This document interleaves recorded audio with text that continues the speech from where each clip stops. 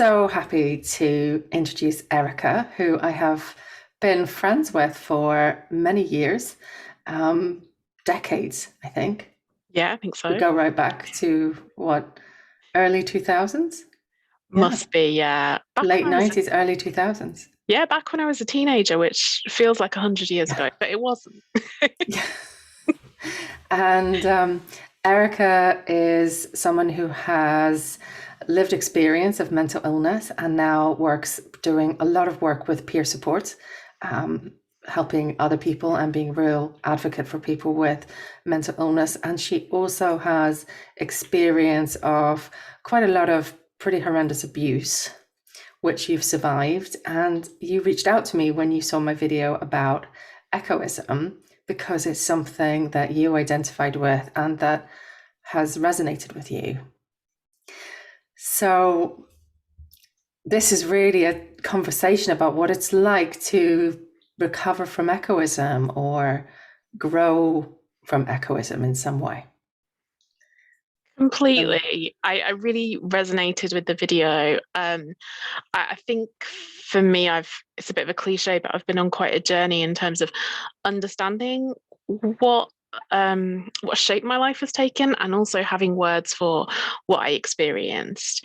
And like I say, we go back quite a long time, and it's taken me a couple of decades to figure out what happened to me and how to heal from it. And I think over that time, the language has changed as well. So I've followed your videos with interest because I see a lot of stuff online about narcissism and what it's like to be around somebody that has those kinds of traits, which is language I don't think I really had like 10 years ago. It just wasn't commonly no, discussed, was it really? no, I think narcissism gained popularity as a concept. It's always been around, Mm. but it gained popularity in public consciousness around Trump, I definitely actually. started to see it come out as something, and then Yeah. almost this kind of survivor movement of talking around, well, what if you recognize yourself in that sort of description of abusive behavior? Like what words do you use? And I know the myth of Narcissus and Echo, but I hadn't really ever thought about Echo as that kind of type and the traits that might come with it. So I just found that idea of being an echo or having those tendencies really interesting. Having found things like the concept of codependency was quite interesting to me for a while. I was like, oh, I see myself in that. So I think watching your video, for me, I was like, oh, I do resonate with echo still. Maybe I'm a bit of a like recovering echo, maybe. But also having had that like misdiagnosis of a borderline personality disorder, I suppose on the other side for me, there's a kind of a reluctance to label other people too strongly, which is the other side of Mm. recognizing yourself in this sort of conversation about narcissistic traits and what kind of people are in those relationships and why and who ends up there and why. So I just was Yeah. really interested in it and was like, do you want to talk about it? I'm happy to share my personal experience and just speak from the eye about that, really. Definitely. I mean, my view of these kind of things is that they're stories, they're explanations, they're Yeah. ways of seeing, they're frames within which you can see something. They're not definitive. Yeah. And echoism is not a diagnosis at all. Narcissistic personality disorder is. Narcissism is not. That's a descriptor of a particular set of behaviors. Um, so yeah, my view is these are stories as opposed to anything definitive, and it's more about what resonates for you. And certainly, my experience of working with people who have been in relationships with people who show those what we would now call very narcissistic traits, Mm. there is a lot of pattern of echoism in the sense of being invisible, not being able to speak confidently from your own self about what your experiences are. But what was it that resonated for you? I think this kind of the part of Echo that really resonated with me was this idea of um, echoing back and reflecting back what somebody says to you. It's not that Echo doesn't have any voice. It's not that she never speaks, but what she says is that reactive reflection of what's been said to her. Like it's a response that's determined by what people say to her, what Narcissus says to her. And I think for me, I grew up in a home where having less needs and expressing my needs less made me more lovable. Like there was an incentive as a kid to look after and read the mood of and attend to the needs of the adults around who were unhappy and abusive, my father particularly. And by not having needs and not having a voice and not speaking up for myself, I fit into that family life more. I was more acceptable. Whereas if I had used my voice to say, this is what I think, this is how this makes me feel, this is what I want, I would like a cuddle, I'm sad about this today, mum. Those kinds of things were just not acceptable to say in my family. And I grew up with this model of loving, which is the less space you take up, the less you need things, the less you even perhaps feel your own needs, the more lovable and acceptable you are to other people. And when I read about people who are trying to kind of get to grips with, I've got someone in my life that has these narcissistic traits and it's affecting me, I sometimes think it's that experience of searching for an explanation could be so powerful that I have found in my experience, I've lost myself in that story because I'm so caught up in how I'm being treated and this other person and why do they do what they do, that I've disappeared. I've kind of shrunk away. And even in hearing that story again of Narcissus and Echo, for me, Narcissus is the star. He's the person people talk about and remember. And people kind of forget about Echo. Do you know what I mean? I mean, she's there in that picture. She's as big as he is in the picture. She's got a breast hanging out, and yet we don't notice her. But, you know, she's there and she's just totally gazing at Narcissus. And I often think sometimes you can shift from gazing at Narcissus in longing and desire and that kind of emptiness that makes people really want to seek out that kind of ideal vision of love that he represents. But then it turns, and when you recognize that Narcissus is quite abusive and neglectful and cruel, sometimes you can find that people still end up gazing at Narcissus in anger and despair. Either way, you're still gazing at Narcissus. Yeah, but it's that, like, you know, Echo's not seeing herself in Narcissus. Yeah. Narcissus is not a reflector, a pool for her to look at and be like, I can see myself and how I'm feeling and what's going on. She's just, she's kind of caught up and consumed with this image of him, and he becomes the important thing. He becomes the judge, the valuer, the measure, the kind of the fantasy, isn't he, really? It's almost a fantasy because they're not reacting, they're not having a conversation, there's no intimacy there, they're not connecting as people. He is looking into the pool and she's looking at him and almost has kind of lost herself. And I think for me there was definitely a stage in my recovery from trauma and the abuse and perhaps even mental ill health in general, where I had to sort of say, where am I in this? Like, what do I feel? How am I behaving? I don't have responsibility for the abuse, but where is the responsibility I have to me and my life and looking after me, even if no one's ever done that for me before and I don't know how to do it? So I can relate to that, like wanting and yearning to be loved and being like, I can figure it out and get it right. This is a puzzle. And then it flipping to, I don't understand why I can't solve this puzzle. And this narcissistic person in my life, my dad is a prime example, is someone that I then became fascinated with in terms of being angry and hurt and being like, why can't I make you love me? What's wrong with you? Because I'm doing everything I should be doing here. And so that in a way, healing was stepping out of both the love and that hatred and that fascination. It was all fascination. I think that really resonates for me in my experience of working with survivors. So often when people first come to me, they're reading loads of stuff about narcissism. They've got all the books, they're watching all the YouTube videos about it. And there's, to some extent, that can be helpful because it allows you to make sense of it, allows you to understand some of the patterns that can occur in these kinds of relationships, the gaslighting, for example, and what that is, and how someone can deny and twist your version of reality and turn the tables on you. And that can be helpful. But to live in that place, it's exhausting and you're still invisible. Yeah. Because I think the next step to really begin that healing process is beginning to tune into and figure out, how do you, maybe for the first time ever, if you've experienced this kind of narcissistic relationship and abuse from childhood, how do you maybe for the very first time really begin to experience yourself, experience your own feelings and your own needs, and give them the attention that they may never have had?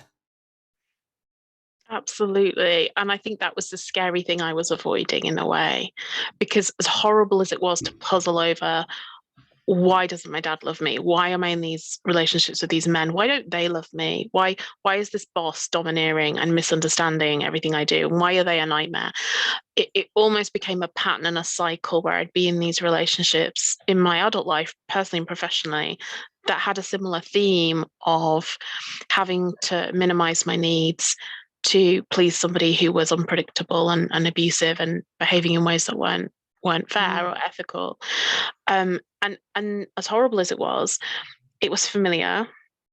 I knew how that game worked. I knew what my role was. I knew how to navigate it.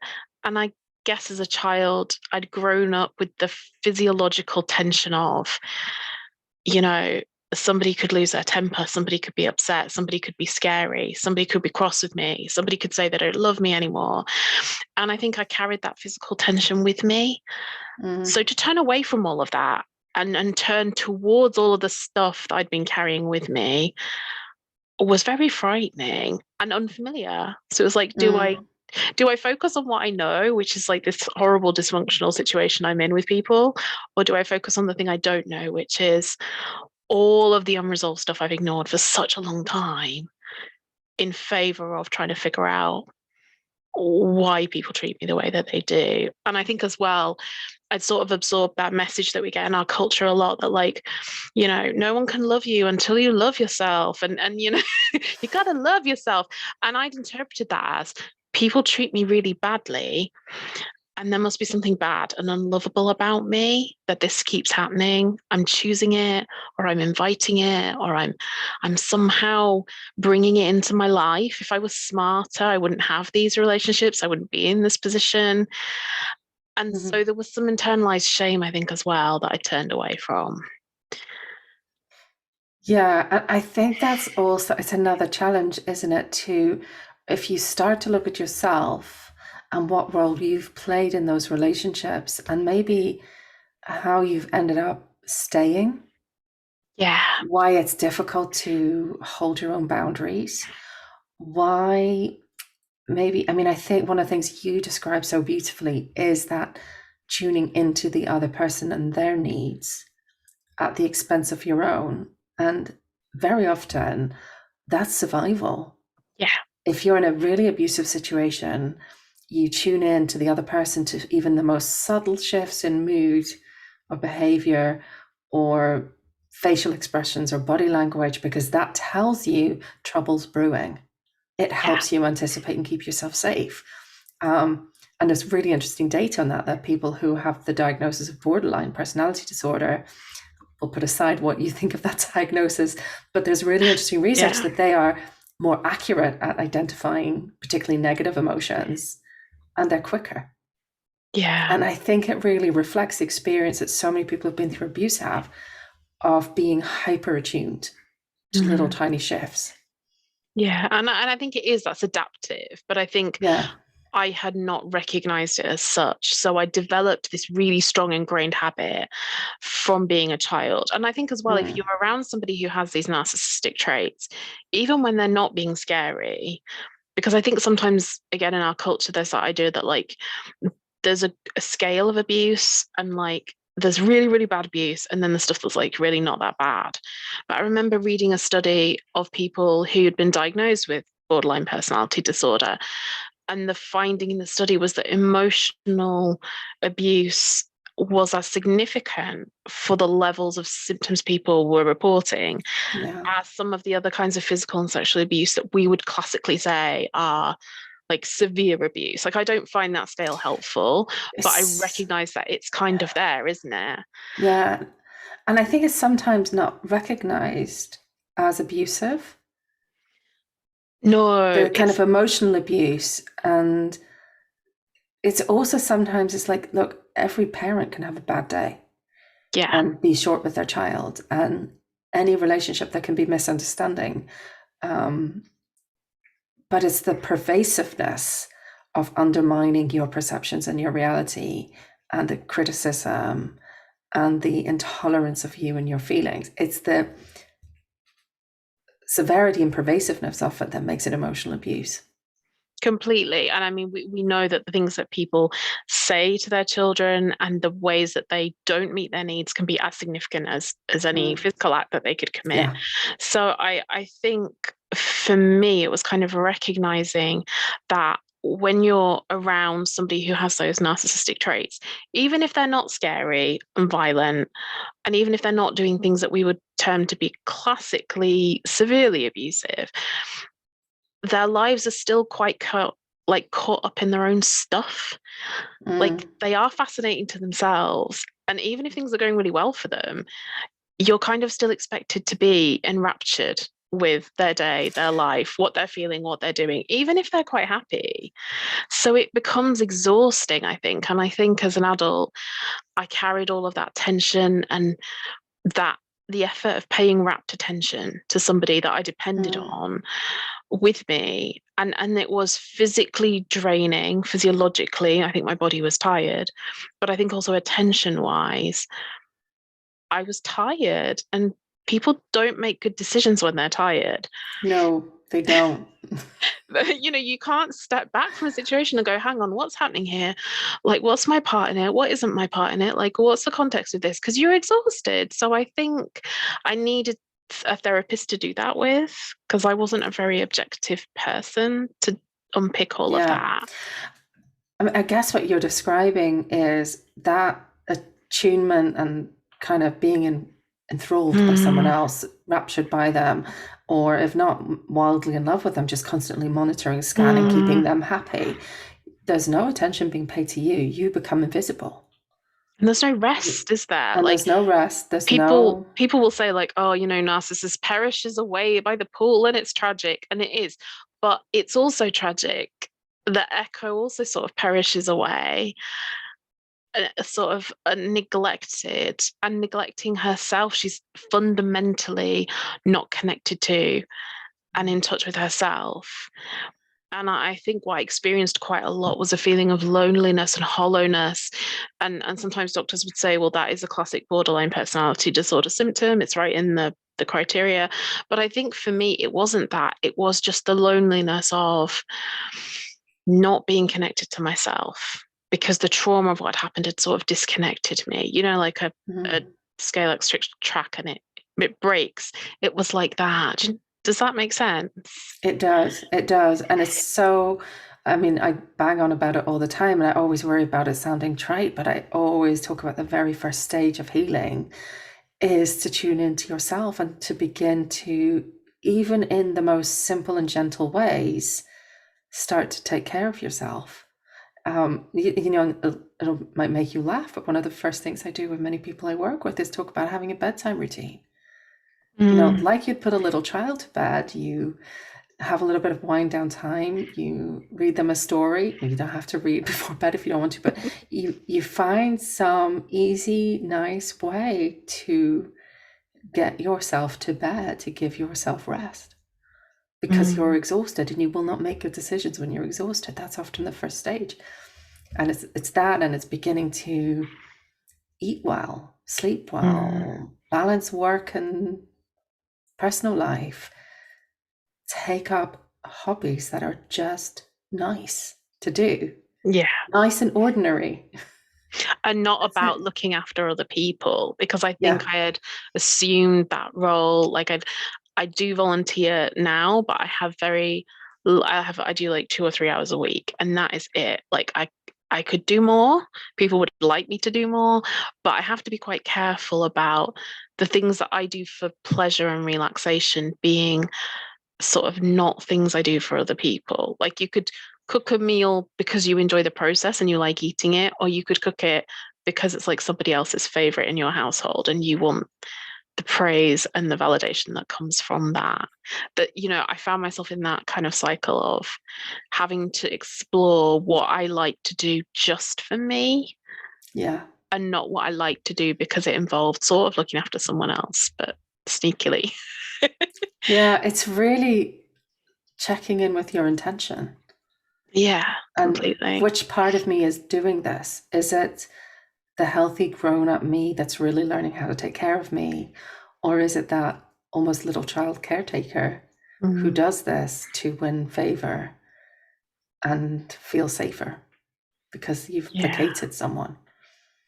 And it's exploring that and giving that the chance to settle for you. And you don't have to get it perfect. No, I found it was easier to start with one small thing. Yeah. Because I think there was a bit of an aversion to it as well. I was a bit like, no, I don't want to be nice to myself. Like I loathe myself. I don't want to feel my feelings. I don't want to put hand lotion on. I don't want to have a bubble bath. There was a real like resistance to that. And I think that was just because I was so unused to self-compassion. That is so common. Yeah. And any kind of, I think I'd also linked compassion with the way that sometimes people can manipulate you into doing things they want you to do by being like, oh, you deserve this. This is just, this is because you're such a great person. And there's almost that kind of trick or treat, that kind of honeymoon cycle of abuse where people can be really lavishly nice to you and then the other shoe drops.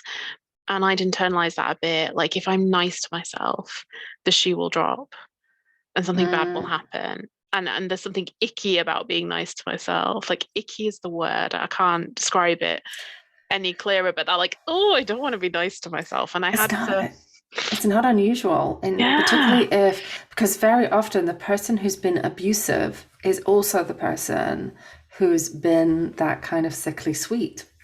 Yeah. The person who may have made you feel special, the person who may have flattered you or told you you have a very special relationship. So really beginning to develop a special relationship with yourself can feel terrifying. Yeah. And what I'll often suggest to people is like, it's okay if it's hard. What you need to do is have compassion that it's really difficult. Yeah. So don't fight the resistance, just ease.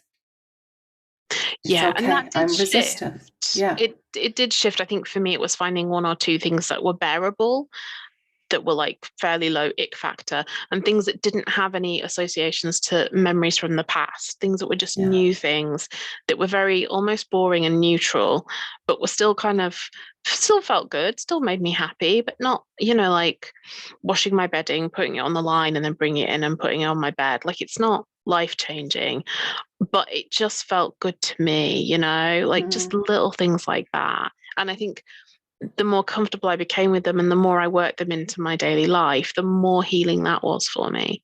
Yeah. I can definitely relate to that. Like, oh, no thanks. Yeah, absolutely. Absolutely. And it builds over time. It can be baby steps are fine. Yeah. As long as they're baby steps in the right direction, it's fine. Yeah, because I think I'd kind of got that habit of, well, if something feels uncomfortable, I must kind of punish myself with it. And then self-care can almost become another way of just reinforcing that I don't deserve this. This is bad things will happen to me if I do this. Like somebody else would enjoy this and I don't. That just proves how weird and broken I am.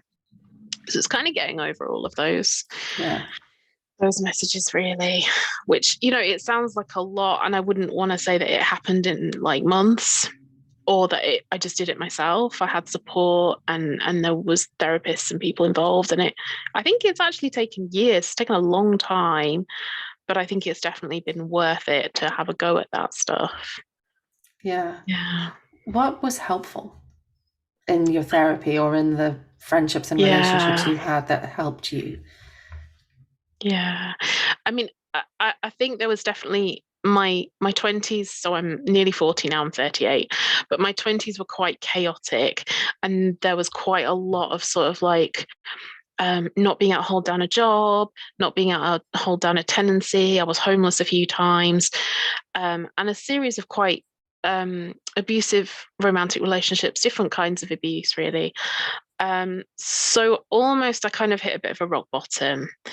And my friends had got used to the cycle of sort of seeing me with a new guy. And I was like, this one's different. He's perfect. He's the one. He's my prince. We'll get married. And then a few months later, they'd be like, okay, we need to sit down and have a conversation about all of these massive red flags you've been minimizing. So I kind of got used to seeing myself as someone that didn't make good decisions, that attracted abuse, and that had to kind of sell other people on how normal and functional my life was and how well I was doing. And that involved a lot of like making excuses for people who were abusive to me. I wanted people to think that I was normal and that I had good relationships. And it was very obvious that that wasn't the case to anybody who was close to me and really cared about me. So I think I can think of one or two people who I respected, who had the kind of lives I wanted to have, who cared about me enough not to judge me, but to say, like, you have these really great qualities. You know, you're a strong person. You know, you know yourself quite well. You can put things into words in a way that is, you know, talented and perhaps different to other people that we've seen. You know, you could have a partner who's kind to you. You know, you could have a home that you really love, that's stable. These things are possible for you. And I think it was that that made the difference, not friends that wanted to have an intervention and be like, your life is a mess, which it was. But people who were like, yes, your life might be a bit messy. However, there is more to you than this. And that was quite life changing for me, I think, because I could see myself in their estimation of me, in their view of me. There's a kind of healthy mirroring to you of Mm, the best parts of yourself that may be very difficult for you to see because you're not paying any attention to yeah, them. And there's also, I think, a real respect for your autonomy, yeah, which I think is one of the things that's really lacking if you've grown up in a family where there's abuse or there's a lot of kind of narcissism or echoism. I mean, because often you find that one parent is really echoing and another is maybe being very narcissistic. And either way, your voice isn't heard, your autonomy isn't respected. So it's making that space for you to start to do that for yourself. And for you to know it's you. You didn't do it because someone else saved you. You yes, saved yourself. yeah. And I had it in me to do that, even in that messy point in my life.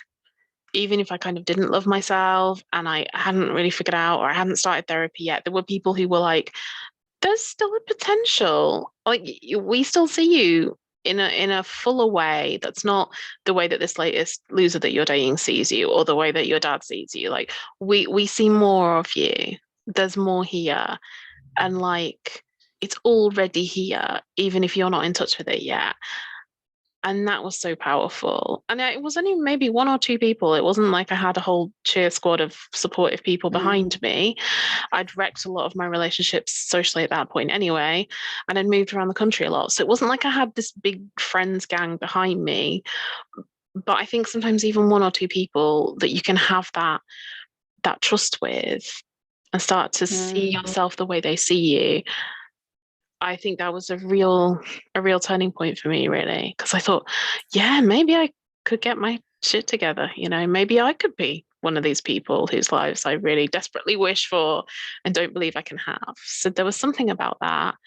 I think the somatic stuff you talked about, the body stuff. So like, you know, having a proper bedtime. I reduced how much alcohol I drank. I sorted the medication out. I still take psychiatric medication and I think it's great. And I think if people need it, like fair play. You know, having a little bit of exercise in a way that I enjoyed that didn't make me feel bad. So for me, that's dance.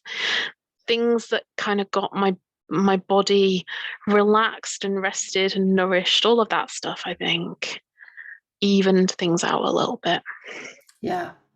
And then I Yeah. guess from that, I could begin to think about the relationships in my life that were really kind of abusive and problematic. How am I going to disentangle myself from these? Yeah. How did that process look for you? It was slow. It A is long slow. time, and it took a lot of courage. And I don't think if someone had said that to me, that I would not have these people in my life, or that certain relationships would be repaired and others would be ended, I don't think I would have believed I had the courage to get to that point. So I tried to just take it step by step. I think I was like, this is the problem today, this week, and this might be the boundary I might have to set, which I feel insecure and scared about. How can I plan to put this boundary in place, and who can kind of help me out and support me and be like, no, you did the right thing? Like, it was planning those boundaries and almost like testing them out and practicing them. And I think I started with quite low stakes stuff, because there were definitely conversations I couldn't have with people who were like not safe to have those conversations and weren't going to respect those boundaries. And I think there were a few times when I set myself up for failure with that almost. Yeah. And I It's think that was a bit of a setback, and that was difficult to recover from. I can see you nodding there. I have this conversation with people all the time. They're like, so how am I going to talk to this very abusive partner of mine? And I'm like, okay, we talked about needing to express what you want and need to people in a very open and direct way. It won't work with him or her. That is not the way they relate to people. That is how you relate in normal, healthy, reciprocal relationships. And that's where you're going to do it first. Yeah. Because you need to learn to do it in those relationships before you stand a chance of being able to do it with someone who's quite abusive or self-absorbed or in any way narcissistic, because their reaction may not be so accepting. Maybe they turn the tables on you, get critical of you, act outraged, question your perception, tell you your feelings aren't real, tell you you're being ridiculous. And you need to have had the experience of how ordinary people respond to let you go. Yeah. No, that actually, that's not about me, that's you. And have the feeling of saying, I am sad, and I'm sad because you said that thing and it made me feel like maybe you didn't want to hang out with me today, and I'm sad about other stuff, but like I feel sad and I'd like you to comfort me about that. Like, and then for someone who is well adjusted and does care about you to say, I had no idea, I'm really sorry, it wasn't my intention, can I give you a hug?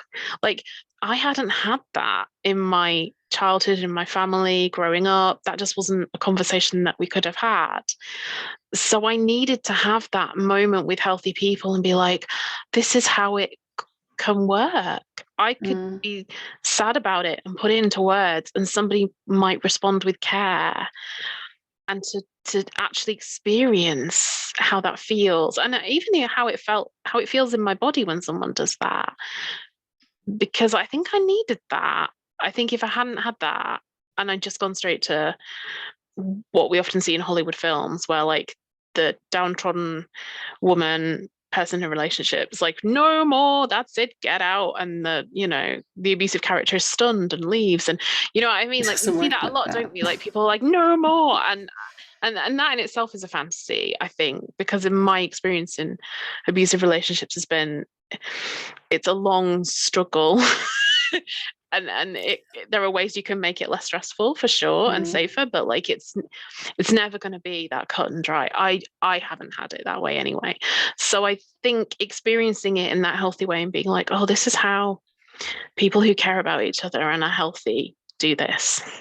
That was important. Yeah, I think you're really spot on with that, because I think there is a tendency to say, you should have no contact, cut this person out of your life, block them. That works if you maybe have had a relatively short, I mean, it doesn't have to be really short, it could be a few years, but a relationship where there's not ongoing ties. If you have financial ties, if you have children, if this person you're with is a parent or a family member or part of your friendship group or a colleague in a job that you can't quit, you will have to find a way to relate to them. Yeah. Which may not be comfortable, it may not be pleasant, it may never meet your needs. And often the way to relate is from a great distance. But there can be a process of building that distance in. And also how they respond to that. It varies. It's not always cut and dry. There can be change on their side as well.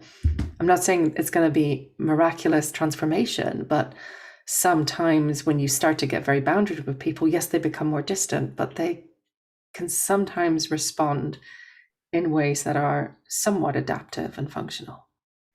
Yeah, and I think that was the hopeful thing that I didn't really realize about this process, is that it can be possible to reset some relationships, and that relationships can change. So with my mum, I had a relationship that I think the word people use for it is enmeshed. We were very, there was just a lot of oversharing, and I looked after her quite a bit. And there were kind of aspects of her life, her personal life, that she wasn't really handling very well, that I supported her and handled for her, with her, in a way that wasn't really appropriate as a kid. It wasn't good for us. And I think as an adult, having pulled back a little bit, but not in a kind of a, you've annoyed me and I'm deliberately sulking. It was just like, I decided I'm not going to talk about the past with her for a while, especially while I'm in therapy. I'm just going to have a very surface level, pleasant, genuine, but like very low stakes, low key relationship. Like, I want her in my life, but I'm not gonna keep giving her my heart on a plate, keep coming to her for consolation that she's just not able to give at the moment. And we had about a year or two of that. And then things kind of just started to naturally deepen and get more respectful. And there was more reciprocity, and the boundaries felt more natural. And that was a real surprise to me, because I thought I might have to cut contact with her. Maybe she's just not a healthy person. Maybe we'll never figure this out. So that was really great. And yet for my dad, it's been the complete opposite. Like, I tried to put those boundaries in, I hung in there for years, and eventually it ended up being no contact, just out of self-preservation, really. So I think if I'd gone in with like, this is the goal, I want this relationship to continue or to end, like, I might have been disappointed. Whereas I think I just tried to deal with it as in, do I want this person in my house? Do I want to celebrate Mother or Father's Day with them? Do I want to be at theirs for Christmas? Do I want to take their phone calls? Do I want to reroute their emails? It was those little decisions that steered that process. Yeah. And the way I would see that as well is that it sounds like with both of them, you stopped relating to them from either as almost like that little child place where you are being the caretaker who really shouldn't be the caretaker, taking on the responsibility, the placating, the pleasing, the enmeshment, and you gave them the chance to get to know the adult you. Yeah. And the adult you was building. It took a while for your mum to get to know that part of you. But as you did, you developed a healthier relationship. With your dad, you developed kind of non-relationship, which I think was the best outcome for me, actually. Like, people tend to sort of say, oh, if a grown-up child cuts their parent off, that must automatically be like a bad thing. Something must have failed for that to be the outcome. But I actually think I gave that adult to adult relationship a go. He's not capable of it. And the safest thing for me, because there was a bit of stalking after a while, like, I'd set a boundary and he'd be like very overblown and over the top and push it. And then that became very stressful for me. And I just thought, I'm just going to spend my whole life in this weird battle of who's allowed to not answer the phone, who's allowed to do what, say what. And I knew I didn't want that for myself, because it wasn't healing for me. That wasn't what I wanted. So I think that ending that relationship, is incredibly painful and difficult as it was, and difficult sometimes it continues to be, I almost see that as a success, because I don't think it could have gone any other way, actually. Yeah. And unless I'd completely folded and been like, I will play this weird, like, child wife placator, like, role in your life forever, Dad. Like, I'll just put up with all your crap forever. It was doormat, it was him or me, and I was like, well, it's me, actually, I'm choosing me. Yeah. But yeah, that happened over a period of time for sure. Yeah. And I think it's often sometimes seeing what's possible as you transform. Sometimes it's seeing what is possible in your relationships. And in some relationships, there may be far more possible than you imagine. And in some relationships, the writing's on the wall. They're done. I think And so. Yeah. that evolves over time. And I just think you don't always know. Like, what struck me about the Narcissus and Echo story is that they're cursed in separate incidents by separate gods, and they don't necessarily, like, Echo doesn't see the backstory necessarily. She doesn't really know why he's by the pool. She's just like, well, there you are, and you're gorgeous, and like, I can't turn away. And he doesn't know why she keeps repeating everything he says either. Like, they don't know the damage that came before they're at that pool. And I think for me, there was an acknowledgement that, like, I might not really know the damage that led to my parents behaving the way they did. And I know a bit of their backstory, and like, they didn't have great childhoods. They had a lot going on in their lives. Like, there are reasons why our family life was the way it was, for good or for bad. There's a context to it. So I don't necessarily have to excuse them or forgive them. But for me, it was just knowing, like, I might never solve the puzzle of why they made choices the way that they did 10, 20, 30 years ago. But I could have a relationship with them now. Like, who are they now? Are they people I want to have a relationship with? Like, yes or no? And I think for me, that was a very difficult, painful process. But I'm glad I got some therapy and put my heart and soul into it, because family is a big value for me. And it was worth it to find out. And I ended up with like one good parental relationship, which is more than some people have, you know? Yeah. Some people don't have any of that. So I just think often there's a lot of kind of judgment and a lot of advice for people on what to do if you have a parent who's narcissistic. And it's almost like there's a right way to go about it. Personally, and the right I'm way not is to cut them off and leave and never open the door to them again. And I don't think that's something. I think that's something that's, for some people, that really is the only viable option. But for many people, there may be some possibility there, not of a wonderful, amazing reconciliation, but of some form of relationship that's tolerable. Yeah, Maybe. and you might not always know. You know, that's the thing. You might look at your relationship with someone and be like, well, I'm not really sure if this is something that can be salvaged or not, because it'll depend on the other person. Yeah. Like the way things went with my parents very much depended on the decisions that they made.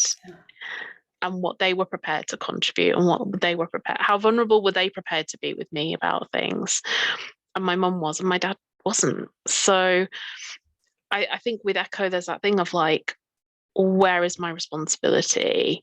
It's to me and to my decisions and how I communicate. It's not to the other person.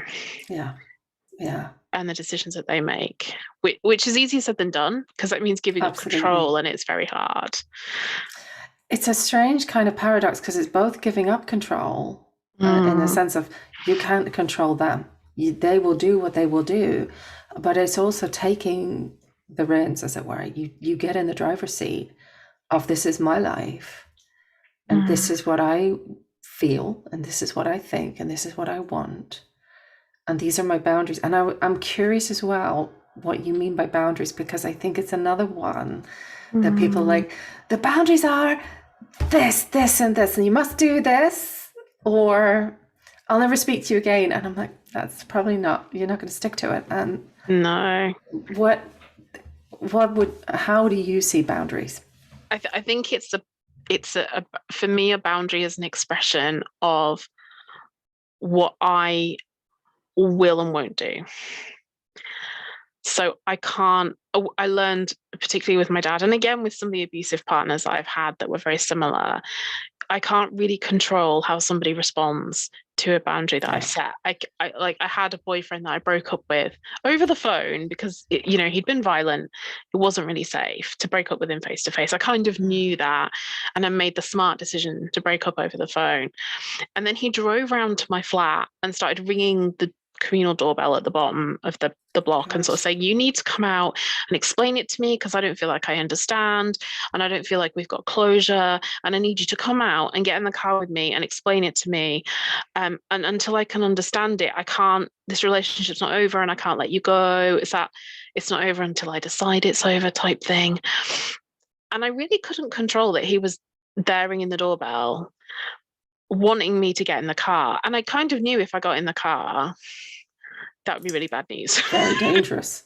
From previous experiences of being in that kind of situation and getting in the car, because like, what if I don't? What will happen to this person? They're really distressed. What if it's my fault? What if I owe them that? Shouldn't I give them closure? What if I'm heartless? All that kind of stuff. So I think there's something about recognizing that I could break up with someone in the kindest, most straightforward way, and they might still turn up and be like, you need to come down and get in this car and let me run and rail at you. The boundaries are breaking up, but I can't prevent someone from reacting to it badly. And I think that was difficult because I'd been so conditioned to take responsibility for how people felt about things. I was like, well, if this person's upset that I've broken up with them, it must be because I haven't broken up with them enough or properly, or I need to do it better or more, or maybe not break up with them. So there was something about all I can do is my actions, and then try and disengage. And I think it was about Melody Beattie's book on codependency was really key for me.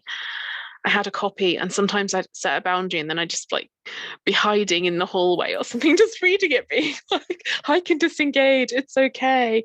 Because I'd kind of got this sense that if I hurt somebody or upset them, or I set a boundary, like something really awful and disproportionately terrible would happen, and it would be like my fault. No, you're not responsible for someone's reaction to what you will and won't do.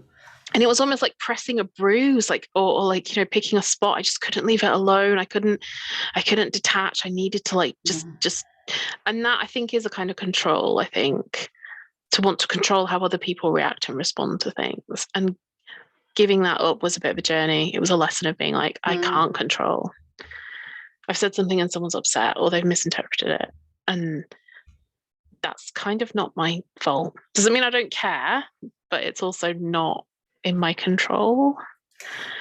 But if the other person, this person you're saying was physically violent, that's a really dangerous situation. That would be, I've been thinking this is time for very firm boundaries. This is no, I will not get in the car with you.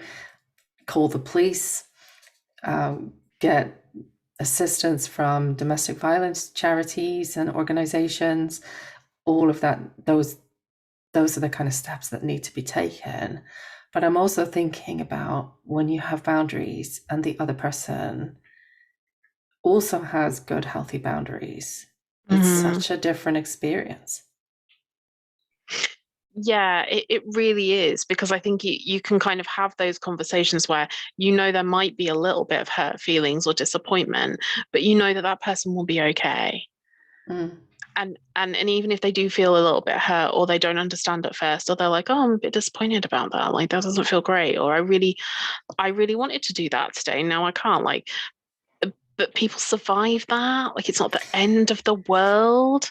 Whereas everything in my household as a kid was like the end of the world. Like if someone said no to someone, that was it. You didn't love them anymore. It was the end of the world. The whole family was going to break up. It was always a disaster all the time. And I think I had to get used to it just not being a disaster. Well, yeah, absolutely. And where you have really healthy boundaries, if you say no, I don't know, like your friend asks you to go out and you say, I don't want to go out this evening, I have other plans. They say, I'm disappointed. Or you say, I know we plan to go out, but actually I'm feeling really unwell and I need to take care of myself and stay home and rest. I'm really disappointed. I'm a little hurt, but you get over it. Yeah. And you also realize, I think, when we're our best selves, we probably realize, well, actually our friend needs to take care of themselves right now. And I don't really want someone coming out when they're feeling terrible and not having a good time. and ending up resenting it or feeling depleted from it rather than having a good time. So yeah, and when you really see the value of boundaries, you value the other person saying no to you. And that perspective taking, being like, well, Yeah. I'm disappointed that my friend doesn't want to come out with me, but also I can put myself in the shoes of someone who's not well and tired and just can't do it. And then I can take both those perspectives. Whereas I think the relationships I'd had were with people who just weren't able to take that perspective. Like my dad would often say, I can tell I've done something wrong and I don't want you to be mad with me. So like, I'll say sorry, but I don't know what I'm saying sorry for. I don't know why you're mad. I don't think you should be. I'll say sorry if it will make this situation, the standoff, stop. But I don't compute any of this. That's not healthy conflict. Exactly. There's no perspective taking there. There's no like, I can see why you're hurt and upset or why this boundary is difficult for you. So I think having grown up with that, I had got used to just being like, well, my perspective doesn't matter to people. People won't put themselves in my shoes. They don't care what's going on for me. My job is to take their perspective and meet their needs, or even to kind of preempt that and sort of anticipate what they're going to need and then just give it to them very quickly so that they don't hurt me.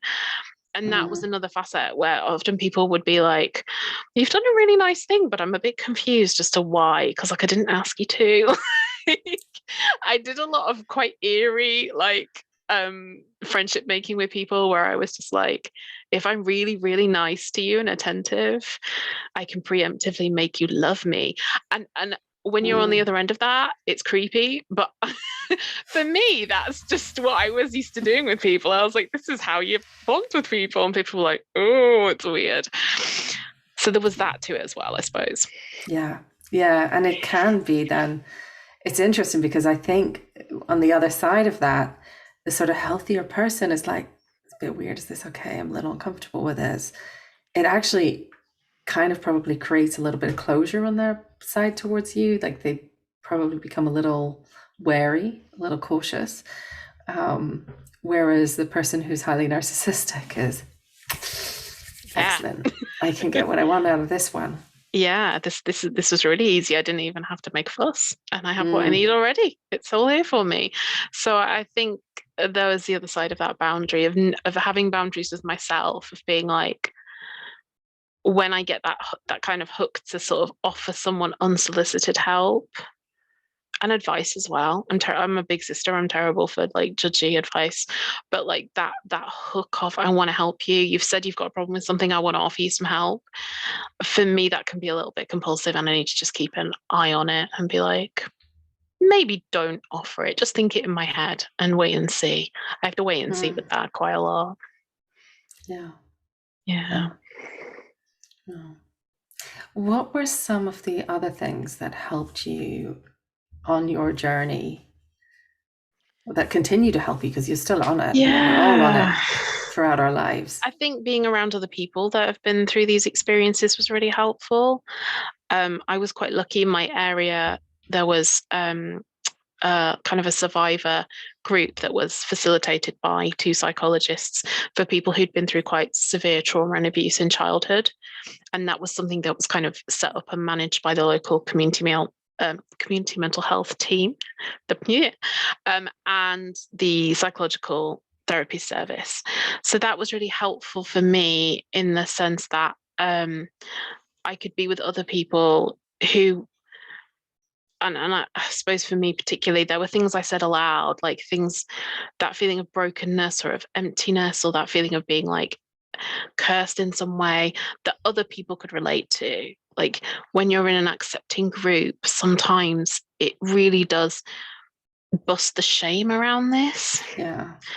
Because I think there's a lot of judgment of, well, why would you take on this role with people? Why can't you move on from what happened to you? Why can't you be stronger? And like, there's a lot of, particularly I think for women, there's a lot of self-empowerment stuff of being like a girl boss and like taking control and don't let a man treat you bad and all that kind of stuff. And I imagine for, men or people who aren't women, there are similar gendered expectations of how you will not let people treat you badly. Like there's all that stuff.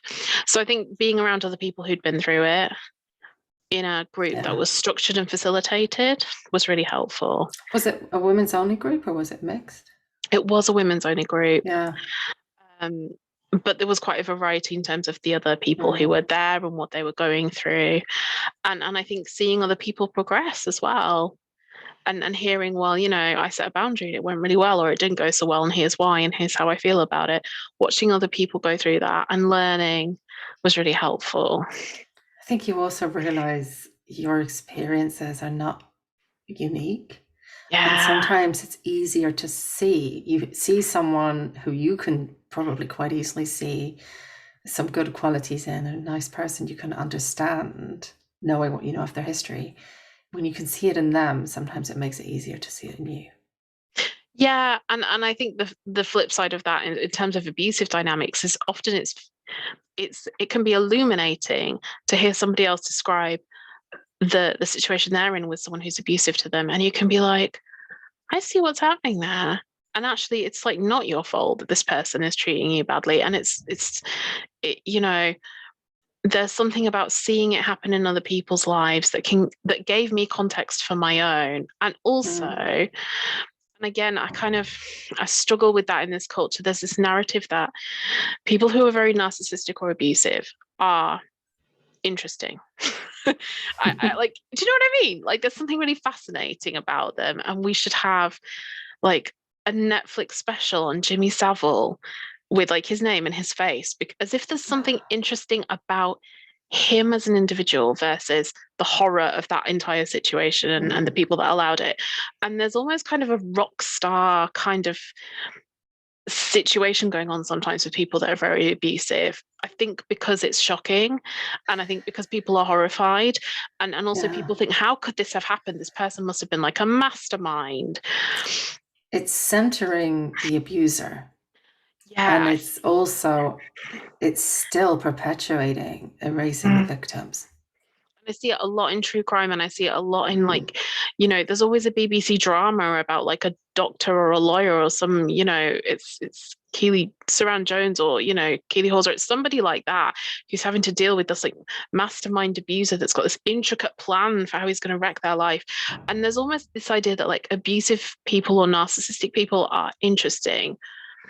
And it wasn't really until I sat down and spent time with other people that had gone through it that I realized how alike abusive people are and how predictable they are.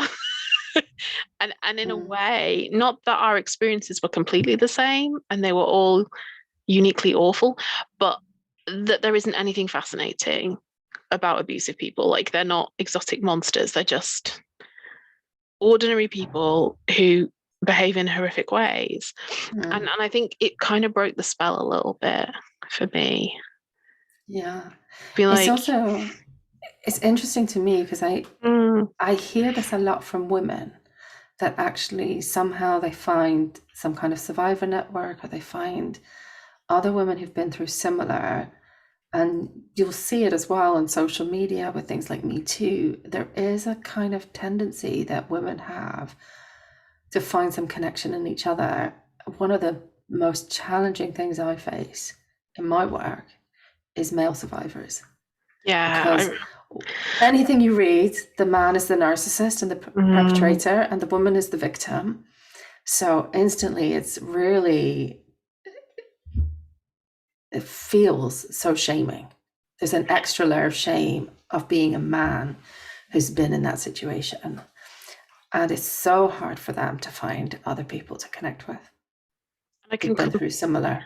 I can completely believe that. I mean, I do peer work and I meet men often, wonderful men who have had terrible experiences in childhood, like really profound abuse and profound neglect. And most of them actually have gone on to raise families and be active in their community. And they are men I would look up to and like am inspired by. But I think that you're right. There is still a stigma to little boys who weren't loved and cherished and taken care of. And that makes me just really sad to think about the idea that men are stereotyped as not able to comfort each other and not able to support each other, which I I have found by experience in peer groups is not true. I've had peer groups where it's been nearly all men, and the level of emotional support and sharing has been immense. So I I feel there is probably still a huge stigma to It that. is. Yeah. And particularly a stigma to being abused or neglected by a maternal figure, by a woman. Oh, I so still that much. idea of like, if you were raised or looked after by a woman and she abused or neglected you, then either there must be something about you or you must not be representing what happened fairly. There's like, there must be a story to that somewhere, because women are unconditionally caring and loving and supportive, and Yeah, we know and that's that's just not not true. true. So Well, I think there is probably quite a stigma to that still. and often the kind of, suppose, I mean, I don't want to be too prescriptive because I think people are complex, and I don't want to stereotype, but the female abuser or the highly narcissistic female isn't the same as that kind of grandiose, outrageous, entitled kind of picture you see in men. You get much more subtle abuse. You get lots more, woe is me, I am the poor victim, I have suffered so much, and you must take care of me. That happens so much, and I wonder if that it's can be more very difficult. sort of socially acceptable to kind of for it to express itself through martyrdom and through the traditional ways we expect women to behave, or those feminine coded behaviors of ornamentation, being beautiful, being socially successful, being thought of as virtuous, and all those kinds of things are ways I think it can come out for Absolutely women who are caregivers or mothers. But I wonder about what the male networks are for men who have experienced this and who want to heal from it. I would hope that they're emerging, and that it's not just male survivors that have to put this together for each other, because that's hard work. I hope it's coming, it's supported by the therapist community, really. I hear good things. I hear it's happening. I'm glad. You'll have to tell me more. I will. Yeah. What about the role of stories and poetry and literature? Because I know this is something we both just love for our own sake. We both love it. And we actually discovered we have many poems we like in common. We do, yeah. So I think for me as a kid, reading was one of those things I escaped into. And for a lot of people, that's what it is. It's escapism, particularly if you've had a bit of a grim home life. And then sort of when I got into peer work, I was very lucky to meet somebody who had been part of a movement of mental health professionals and social workers in Huddersfield to set up what we call bibliotherapy, which is using the written word to support yourself in staying well and getting to know yourself and have the kind of life you want to be living. So for me, that childhood love of books and reading and stories became something that as an adult I began to look at through this lens of how can I make sense of what I'm going through and the healing that I'm doing through what I'm reading, and what are the stories I'm telling myself about what's happening, and where do I see those in our culture. Like we've talked about some of the more destructive ones, but I think even in a myth like Narcissus and Echo, we can pull a lot out of that might help someone identify their experience. So that's the other facet of why I wanted to speak to you, really, because I just thought that story says such a lot in so many different ways. Yeah, it's very simple. Yeah. What would you like to pull out of that story for you, coming from the more Echo perspective? Yeah. What do you think we need to hear from Echo? Yeah. I think it was encouraging to me that Echo still has a voice. She's not silenced. So one of the films that I loved as a kid and watched over and over and over was The Little Mermaid. And in that, she really does have to give up her voice completely to be loved. And that's sort of the tragedy of that. Whereas I think with Echo, she does have a voice. It's more about what she's doing with it and where her attention is. Because I think the curse is you repeat the last line of everything that is said to you. So there's something relational about that, isn't there? There's something about where is your attention? Is it on what the other person's saying and reflecting it back, or is it like what's Echo's voice? I always think, what does Echo want to say? What is she thinking? Mm. Because I imagine if you are doomed to repeat the last phrase that someone said, it's maddening and frustrating and enraging and sad, and there must be lots of feelings going on there. So I think there was that about it. What else? And I think as well, the fact that they had those different curses from different gods for slightly different reasons. And actually, Echoes really was just a wrong place, wrong time thing, from what I remember. She distracted Hera from finding out what Zeus was doing. Yeah. And I'm not sure if she was one of the nymphs who had been entertaining Zeus, or if she was just like an accessory to that, and how deliberate that distraction of Hera was. Like, we don't really know. She was just like, I can think of friends I love dearly who will talk your ear off, and you're just like, don't get started with that person because you'll be there half an hour later. Maybe she was one of those. And what a lovely quality to have. But in that situation, just for whatever reason, that was her downfall. Yeah. So I just think there's something about knowing your backstory, knowing where you come from, and the meaning you're going to make out of that. It may also be about, I mean, I think with both Ariel, the Little Mermaid, and Echo, the start of the movie, The Little Mermaid, she's great. She's adventurous. She's saving sailors from shipwrecks and storms. She's sassy. She's full of character. She's a collector. She's a nerd. She's learning words for things. Yeah. She's quite assertive with people. She's quite an interesting character, really. Yeah. And I almost imagine Echo is probably the same, that she's full of life. She's a party animal. She's got friends. She's engaged with the gods. She's so exciting that gods want to come and party with her. And I think sometimes for the kind of Echoes or Ariels in this world, it's needing to reconnect with things that have always been there, but somehow along the way have got lost. That kind of true, authentic self that actually has some life and feist needs to be found.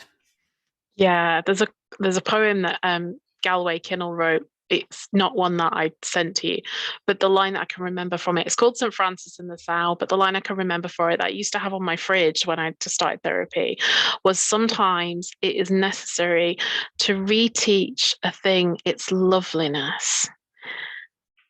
And I just really like that idea that you might have to reteach yourself. I am lovely. I am good. I am a chatty delight. That's why Hera cursed her, right? There is goodness here. I am a lovely person. And you might have to reteach yourself that. And I think I'm struck by that about Echo. Like, she wasn't cursed because she did a terrible thing or she treated people badly. She was just a bit of a pain in the ass, you know? Wrong place, wrong time, you know? Zeus would if Zeus was hanging out, there's nothing you could do about that in that culture. You just have to make the best of it. So there's something about that, going back and learning what's lovely about you, and not being so entranced by Narcissus.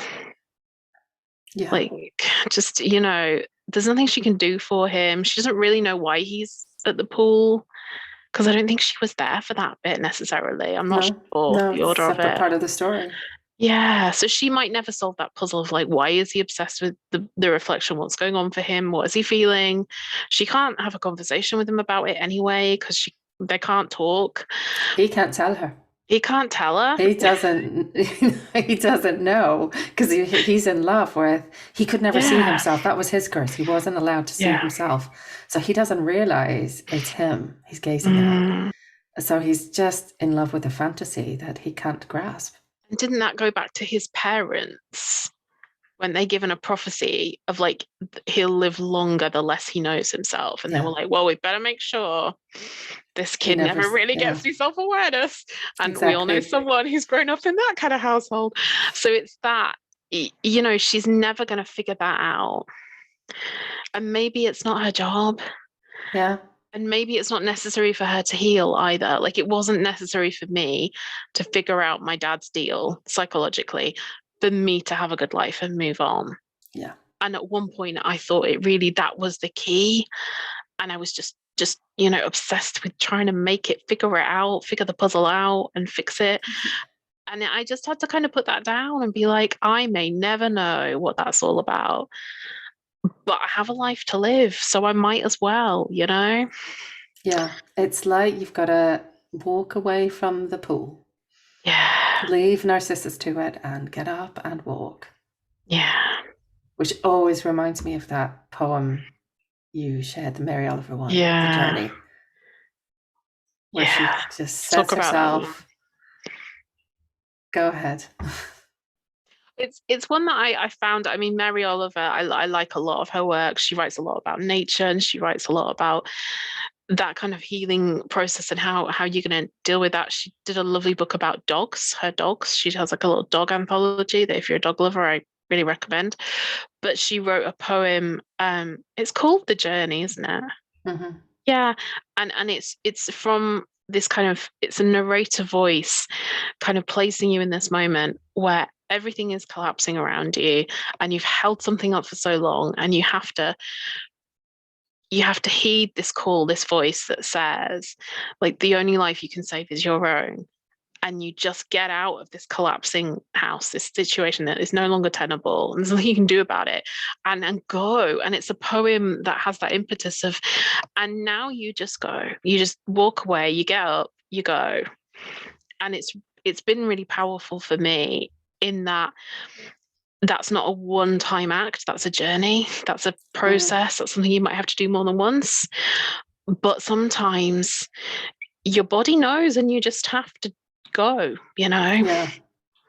And there's lines in that poem that I love, like the voices keep shouting their bad advice. Yeah.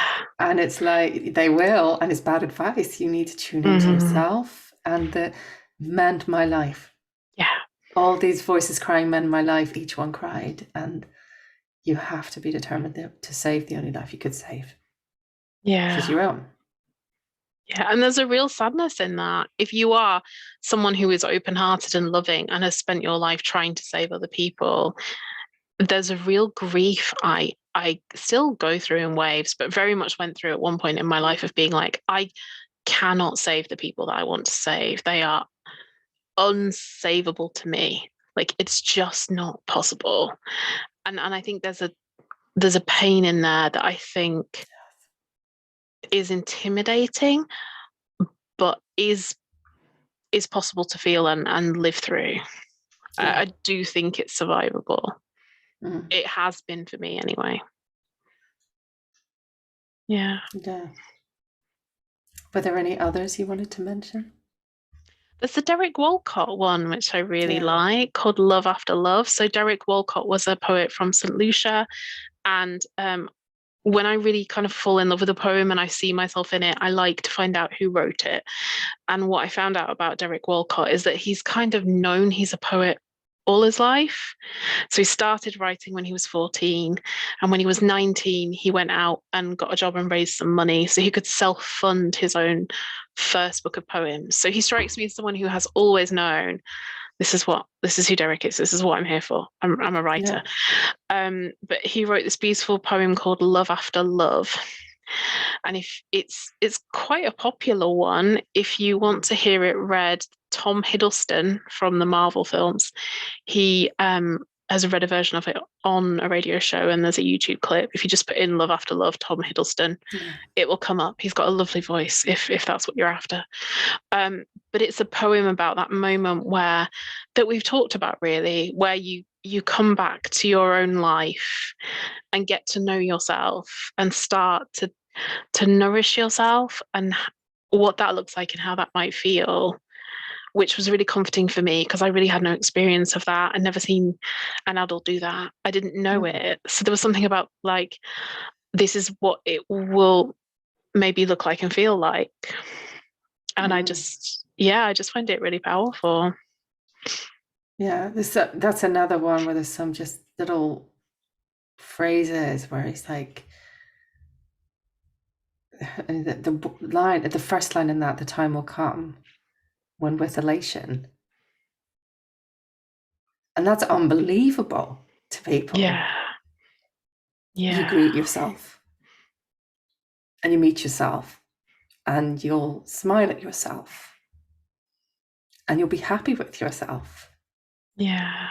And to come back to the, I think there's a line, come back to the one who has loved you all your life, whom you have neglected for another.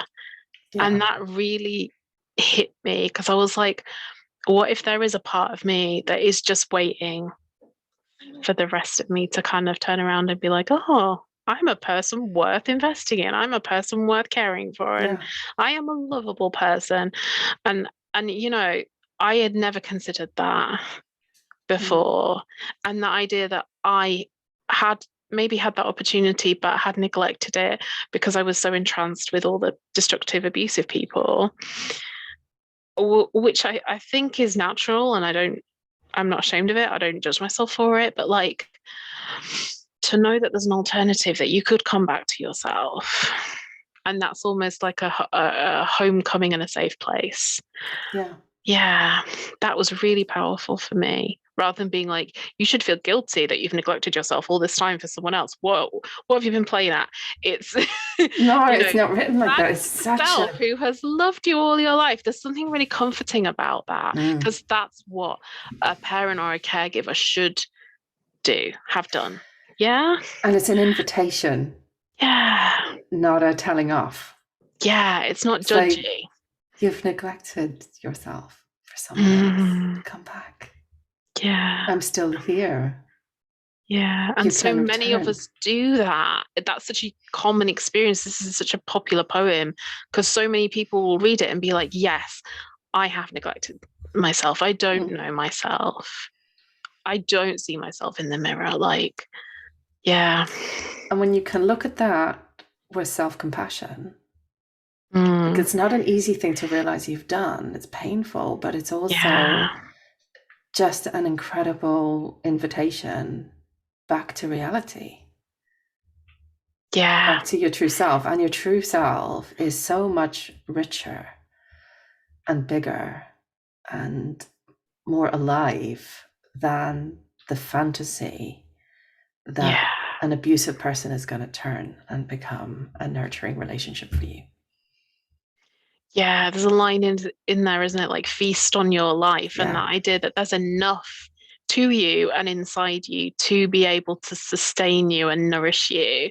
Because I think my fear was, if I really turn back to my life and I let abusive people go, I would find that I was inadequate and hollow and numb, and there wouldn't be enough, and I'd just be sort of in limbo forever. I'd just be this Mm. sort of empty half person that didn't know herself. And it Like, was a no. surprise to me. And I think actually this poem came into my life when I started to live alone. And it was a surprise to me to be like, I don't hate living on my own. I don't hate coming home to myself in the evening. I don't hate cooking a meal for myself. It's actually quite nice. I quite enjoy it. And now I live with someone, and I kind of miss being in my own flat sometimes. So like, never thought that would happen for me. But yeah, Surprise. that idea that, there's enough in Yes. you and there for you when you're ready to come home, you will be. Mm. There's just something very comforting about that for me. Yeah. And of course, when you then relate to someone else from the place of I'm enough, I'm plenty, I know Yeah. myself, I care about myself, and you're able to introduce someone else to you, not to your echo, not to your people pleaser, not to your placator, but to you. And There's someone so who's much more to relate to. Yeah, and someone who's excited to meet you and excited to see what is there, and to be with you and to find out what your boundaries Yeah. are and what your quirks are, and someone who's genuinely interested and will take care of your vulnerabilities, and will respond to your boundaries and be gentle with you. That was such a revelation for me to find, because I sort of thought I might have maybe less abusive, maybe less crappy relationships, but like, I probably always sort of be in the gutter. And I did just happen to find someone who is really healthy at a time when I'd done a lot of my healing, and that did happen for me, which I never thought it would. So I think when you have that sort of knowledge that you have enough and are enough, Yeah. it's lovely to meet someone who is like, oh, I see that, and I also am enough and have a lot, and look, we all have enough now, we all have a lot. It's really lovely, and I think It's worth doing possible. all that difficult healing work for sure. It's worth doing that healing work, whether or not you ever end up in a romantic relationship Yeah. again. But it's such a common thing, I'll say it, because I see so many people who do that healing work and they're in that happy place, they're single, they're taking good care of themselves, they're living their best life, they're like, I've never been so happy, this is amazing. And as their therapist, I'll sometimes say, at some point along this way, you may meet someone. No, that will never happen for me. Don't be ridiculous. I'm like, I've been doing this a long time, so I've heard that line before. And I think when you're in that space, it can be that either, you meet somebody and it's romantic and you fall in love, or, you're able to pick a good flatmate, you're able to make really healthy friends. Like, you find the thing in life that you're really passionate about, and you find your obsession, and and it might be a job or an art form or a pet, or like it. I always suggest start with friends, flatmates, relationships that are not so intense. But there is sometimes for some people a real fear of, I could never let myself be that close to someone again. I could never. And it's like, you know what? It's possible. But the point now is you let this other person, if you want to, when you're ready, get to know you. The real you. And see what happens and see what's possible and be wise. Red flags, you run. You don't. But it's always interesting to me, sometimes those relationships can be such an amazing surprise to people when they happen. They don't always happen. And I don't think you need to have a relationship to have a full and amazing life, but it's possible. And I think it's worth saying it's possible. Yeah, because I think I always thought that, if I'd had such a difficult childhood, and I'd had a kind of an estrangement from a parent, and I'd had, mental illness, and I'd been through therapy, and I'd had all these terrible relationships, I just thought maybe that's a degree of damage that marks me forever. And maybe I don't get to be a person that has that. Maybe that's for healthy people that make good choices, and I didn't. And actually, when I hear that is the shame and judgment. That's an old voice. That's an old story. Like, you don't get to be happy. You don't get to be one of those people because of what you've been through and what you've done. So I think it was a surprise to meet somebody, but also I think it was trusting that you can have been through really horrific things and have sustained a lot of damage and healed it and still have good things in your life. Absolutely. It's not. Have you read David Whyte, The Truelove? No, I don't think I have. You must read that one. I'll put that on my list. It's a really nice one. He talks, I can't remember, but he talks about, I think the first line of it, I always remember the first line of poems and not the rest, but there's a faith in loving fiercely the one who is rightfully yours. Yeah. And he talks, for him, he's really talking about how anxiety provoking it is to have the faith to potentially give yourself to someone who really does care for you. And he also, there's a beautiful line in it as well, is about it doesn't come so grandly, so biblically, so epically. It's not an epic fairy tale. It's just this normal, I think he calls it this loved and beckoning hand reaching out. That's lovely. And it's he'll talk about the face of the one you have to love, even though you never thought you deserved it. And I think there's just a beautiful, it's such a contrast to the narcissistic relationships, which are epic. They start as epic love stories. Like, it's the grandest, most amazing love. It's destiny. No, that's bullshit. Yeah, it's that's always love special, bombing. and it's always different. It's a special love, and it's always different. You're different from everybody else. This is different. Yeah. We're different. We're different. The rules don't apply. And I'm different, so I don't have to do all the things that respectful partners would have to do. Yeah. And I think it has been nice to discover that kind of like more everyday It's the nice and love ordinary. that is, you know, not boring by any stretch, but respectful and just consistent. There's something about knowing that, you know, somebody cares about you enough to be the way that they are with you tomorrow and the next week. And you don't have to constantly play this game of figuring out what are the rules now? What are you mad about now? What do I have to do now? To not have to be hyper vigilant all the time. I think that makes a relationship so much more enjoyable, actually. I'm like, relationships are not hard work at all, it turns out. It's just not having to constantly monitor everything all the time and figure it out is really lovely. It's being able to relax into it and be at ease with it. And it's not that it's no effort at all, but it doesn't have to be hard work. It doesn't have to be intense. And to know that I will always have a place in a relationship as well, and be able to use my voice. And I'm quite lucky when I have a big project or something going on that I care a lot about. I have a partner who cares about making it possible for me to go and work on it, you know, little things like that. Like I was writing once and my partner gave me some taxi money and he was like, you look really stressed. The house is just it's not quiet. Just get off to Starbucks and just have a couple of hours. I can see that is what you might need. If you would like that, there it is. And just to have someone who is supportive and who wants you to take your place and use your voice, rather than someone who you have to keep interrupting and pushing and explaining and apologizing and fawning over and making up to. It's so different. It's someone who sees you. Yes. And sees your priorities as a priority. Wants to see you and get to know you. Absolutely. Yeah. Wow. Yeah. Well, it has been a pleasure. It really has. As always. Yeah. Are there any closing thoughts or things you want to say? Gosh, I think I just wanted to encourage people, really, because I do just see such a lot of judgment and shame around people who have either been through trauma and abuse, or people who have been in relationships or are in relationships that we would term as dysfunctional.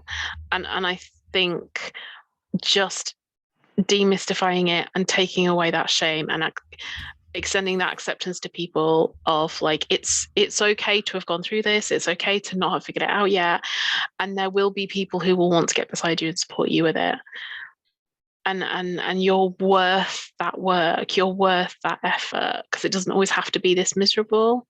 Absolutely. Like it could be happy, and there's a life to come back to. Like your life is always going to be more interesting than whoever it is that's hurting you. You're always going to be more important than a person who's hurting you, always.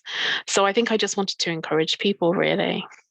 Yeah. And be like, my life has been a mess, but it's not anymore. It's not perfect, but it's not a big mess, you know. And I needed to see people who've been through it to know I could go through it. So that's why I wanted to talk to you. Yeah. Thank you so much. I'm so pleased You're welcome. Reached out and we've got to have this conversation and hear what you have to say. It's been lovely to talk to you. Thank you. Oh, thank you. Yeah.